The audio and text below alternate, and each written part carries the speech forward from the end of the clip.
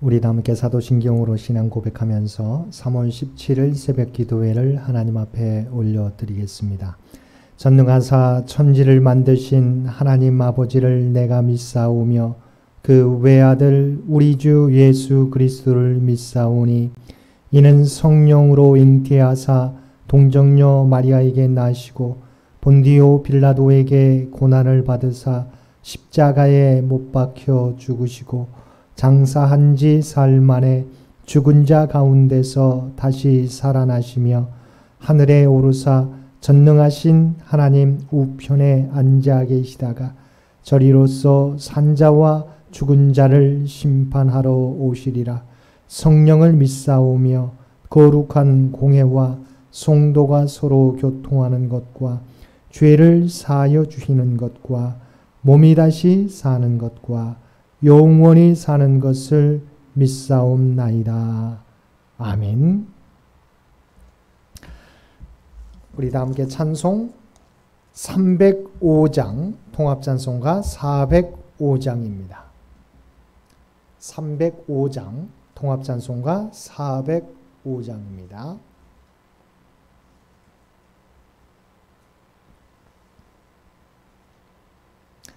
나 같은 죄인 살리신 주 내 놀라워 잃었던 생명 찾았고 광명을 얻었네. 근 죄악에서 건지신 주 내 고마워. 나 처음 믿은 그 시간 귀하고 귀하다. 이제껏 내가 산 것도 주님의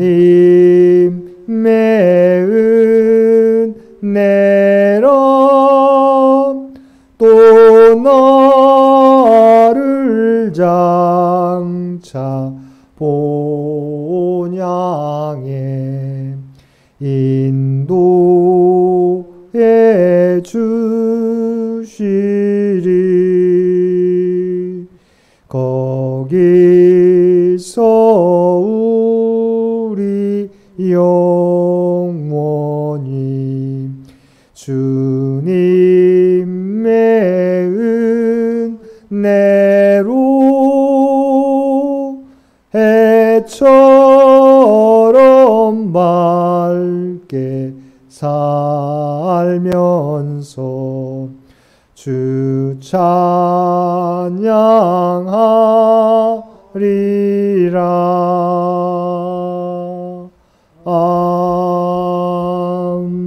아멘.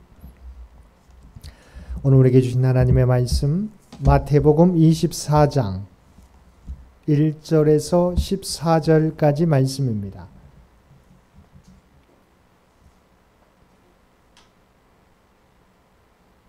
마태복음 24장 1절에서 14절까지 우리 주신 말씀 1절에서 14절까지 한 절씩 교독합니다. 예수께서 성전에서 나와서 가실 때 제자들이 성전 건물들을 가리켜 보이려고 나아오니 대답하여 이르시되 너희가 이 모든 것을 보지 못하느냐. 내가 진실로 너희에게 이르노니 돌 하나도 돌 위에 남지 않고 다 무너뜨려지리라. 예수께서 감람산 위에 앉으셨을 때 제자들이 조용히 와서 이르되 우리에게 이르소서 어느 때 이런 일이 있겠사오며 또 주의 임하심과 세상 끝에는 무슨 징조가 있사오리까. 예수께서 대답하여 대답하여 이르시되 너희가 사람이 미혹을 받지 않도록 주의하라. 많은 사람이 내 이름으로 와서 이르되 나는 그리스도로 하여 많은 사람을 미혹하리라. 난리 소문을 듣겠으나 너희는 삼가 두려워하지 말라. 이런 일이 있어야 돼. 아직 끝은 아니니라. 민족이 민족을 나라가 나라를 대적하여 일어나겠고 곳곳에 기근과 지진이 있으리니 이 모든 것은 재난의 시작이니라. 그때 사람들이 너희를 환난에 넘겨주겠으며 너희를 죽이리니 너희가 내 이름 때문에 모든 민족에게 미움을 받으리라. 그때에 많은 사람이 실족하게 되어 서로 잡아주고 서로 미워하겠으며 거짓 선지자가 많이 일어나 많은 사람을 미혹하겠으며 불법이 성함으로 많은 사람의 사랑이 식어지리라. 그러나 끝까지 견디는 자는 구원을 얻으리라.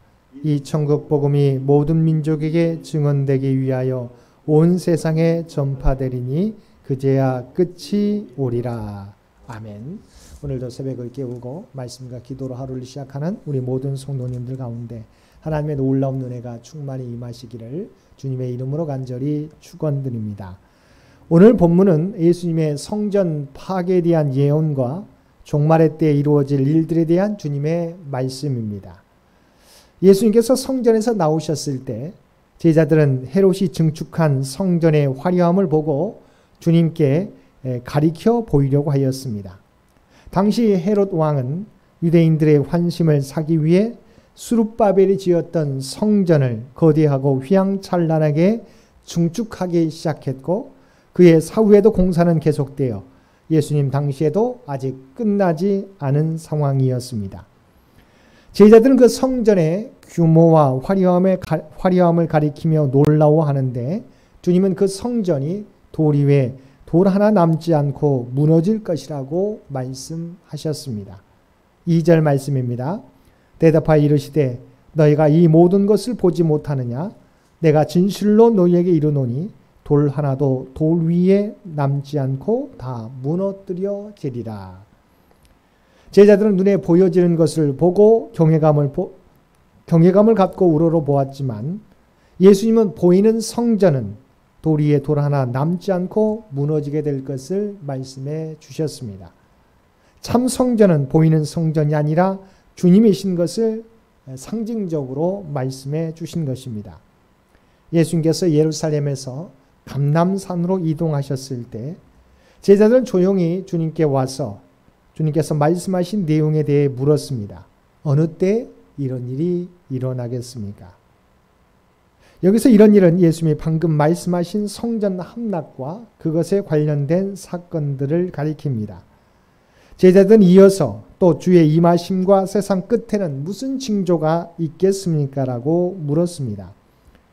그들은 종말의 때에 무슨 징조가 나타나는지를 그리고 성전 함락과 이 종말의 때를 연결시켜서 주님께 물었던 것입니다. 주님께서는 종말의 징조에 대한 제자들의 질문에 먼저 거짓 그리스도를 조심할 것을 경고해 주셨습니다. 종말의 때가 가까울수록 나는 그리스도라며 사람들을 미혹할 사람들이 많아질 것이기 때문입니다. 실제로 AD 70년경에 발생한 성전 함락 전 30-40년 동안 메시아를 자처하며 대중을 선동하는 사람들이 나타났으며 많은 사람들이 이들의 미혹을 받았습니다. 로마가 예루살렘 성전을 함락한 이유도 유대인들이 메시아를 자처한 자를 중심으로 결집하여 로마에 대항했기 때문입니다. 종말의 징조의 두 번째 특징은 난리와 난리 소문에 관한 것입니다. 난리는 기본적으로 전쟁을 의미하고 난리 소문이라고 하는 것은 멀리서 들려오는 전쟁에 대한 소문을 의미합니다. 이렇게 가깝고 먼 곳에서 전쟁이 일어나겠지만 그럼에도 두려워하지 말라고 말씀하셨는데 그 이유는 이런 일이 있어야 하되 끝은 아니기 때문입니다. 민족이 민족을 나라가 나라를 대적하여 일어나는 전쟁과 곳곳에 기근과 지진이 일어나는 것은 종말의 징조이지만 이 모든 것은 재난의 시작일 뿐 종말 자체는 아니라는 것입니다. 종말의 세 번째 특징은 주님을 따르는 자들에게 일어나는 일들입니다.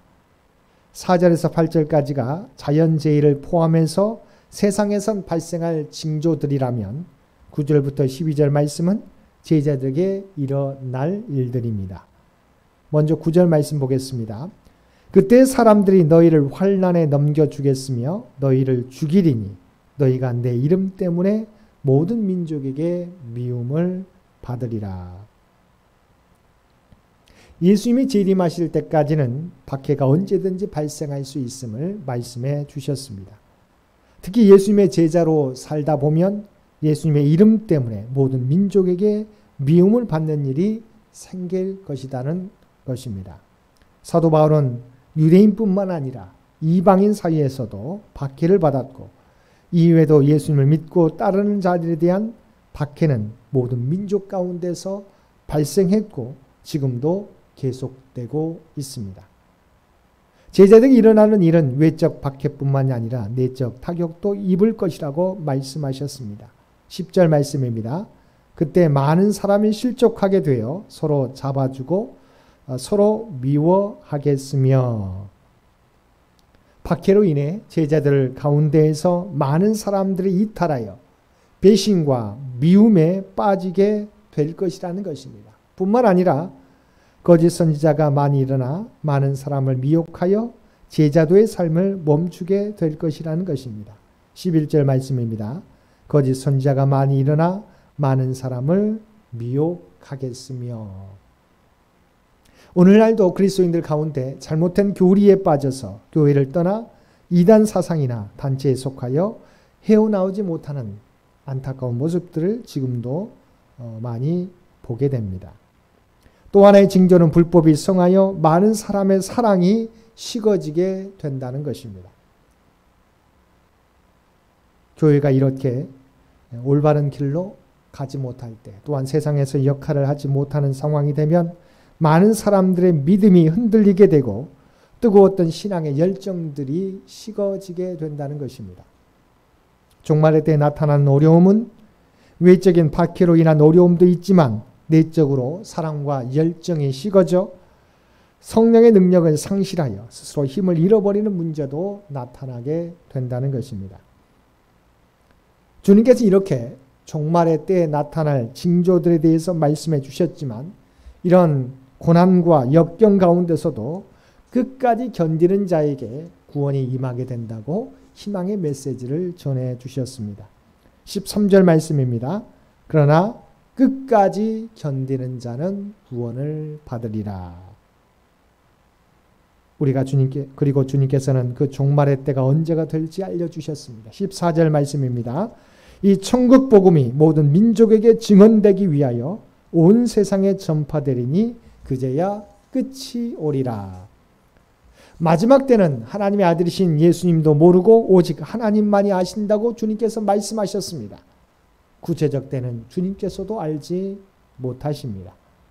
그러나 그때가 언제일지에 대한 기준을 주님께서 말씀해 주셨습니다. 종말의 때의 기준은 천국 복음이 모든 민족에게 증언되기 위하여 온 세상에 전파될 때라는 것입니다. 하나님께서 한 영혼이라도 더 구원하기를 원하시는 것입니다. 그래서 베드로 사도는 베드로후서 3장 8절에서 9절 말씀에서 이러한 하나님의 오래 참으시는 사랑에 대하여 말씀하였습니다. 사랑하는 자들아 죽게는 하루가 천년 같고 천년이 하루 같다는 이 한 가지를 잊지 말라. 주의 약속은 어떤 이들이 더디다고 생각하는 것 같이 더딘 것이 아니라 오직 주께서는 너희를 대하여 오래 참으사 아무도 멸망하지 아니하고 다 회개하게 이르기를 원하시느니라. 하나님께서 죄악과 불의가 가득한 이 세상을 심판하지 않으시고 그대로 두시는 것은 하나님께서 능력이 없으셔가 아니라 한 영혼이라도 회개하고 돌아오기를 기다리시는 것입니다. 사랑하는 성도 여러분, 예수님의 제자들은 헤롯 성전의 화려함에 관심을 기울였지만 주님께서는 다가오는 종말의 징조에 대해서 말씀해 주셨습니다. 사라지고 무너져 버릴 것을 의지하지 말고 오직 만군의 하나님을 의지하고 종말의 때를 준비하라는 것입니다. 그리고 어떤 박해와 핍박과 내부의 갈등과 분열이 올지라도 끝까지 견디는 자에게 구원이 임하게 된다고 말씀해 주셨습니다. 사랑하는 성도 여러분, 이 땅은 영원하지 않습니다. 주님께서 계획하신 종말의 때가 가까이 오고 있습니다. 이때가 더디 이루어지는 것은 하나님이 한 영혼이라도 구원하시기 위한 것입니다. 우리에게 다가오는 종말의 때를 준비하며 마지막까지 우리의 믿음을 지키며 주님을 알지 못하는 세상 가운데 생명의 복음과 사랑을 널리 전하며 살아가시는 저와 여러분 모두가 되시기를 주님의 이름으로 간절히 축원드립니다. 함께 기도드리겠습니다. 사랑하는 가 충만하신 아버지 하나님, 우리가 하나님의 마음을 품게 하여 주옵소서. 영원하지 않는 이 세상을 위하여 사는 것이 아니라 우리에게 다가오는 마지막 때 종말의 때를 준비하게 도와주시고 어떠한 어려움이 우리 가운데 있을지라도 믿음이 흔들리지 않고 믿음을 지키게 하여 주시고 또한 아직도 주님을 알지 못하는 자에게 아직도 기다리시는 주님의 마음을 품고 그들에게 생명의 복음을 전하며 살아가는 우리 모두가 되게 하여 주옵소서. 이 나라의 민족과 창현재단을 긍휼하게 주시어서 정말 하나님의 도구로만 사용되어지기를 원합니다. 특별히 세상에 소망이 없이 살아가는 사람들에게 세상 가운데 소망의 빛을 비출 수 있는 우리 창현재단이 되게 하여 주옵소서. 각자의 삶의 자리에서 삶의 터전에서 아버지 우리가 부름받은 자로서 구별된 삶을 통해서 그리스도의 아름다운 향기를 전하게 하여 주옵소서. 우리의 모든 형편과 사정을 아시는 주님, 주 앞에 모든 것을 맡기며 나아갑니다. 아버지 하나님, 구하는 자들마다 놀라운 역사가 나타나게 하여 주옵소서.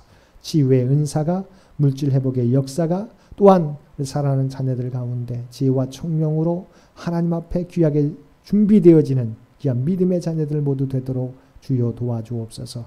코로나 상황 가운데서도 흩어져 있는 가족들 아버지 눈동자와 같이 지켜주셔서 아무런 어려움 당하지 않도록 주여 붙들어 주옵소서. 오늘도 우리에게 복된 하루를 허락해 주신 것 진심으로 감사합니다. 흘러가는 시간이 아니라 하나님의 뜻을 행하는 또한 주님과 동행하는 복된 하루의 시간이 되게 하여 주옵소서.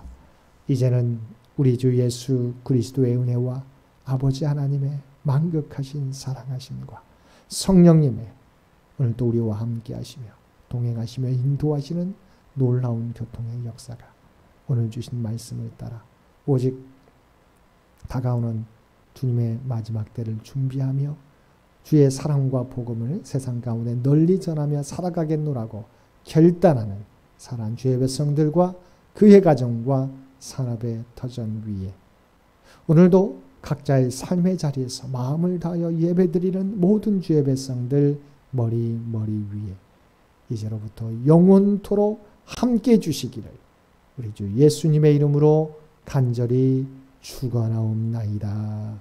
아멘. 여러분 기도하실 때 오늘 주신 말씀을 위해서 이 나라의 민족을 위해서 우리 창현재단을 위해서 창현의 가족들을 위해서 기도해 주시고 각자의 기도 제목 가지고 하나님 앞에 가까이 나아가시기를 바랍니다.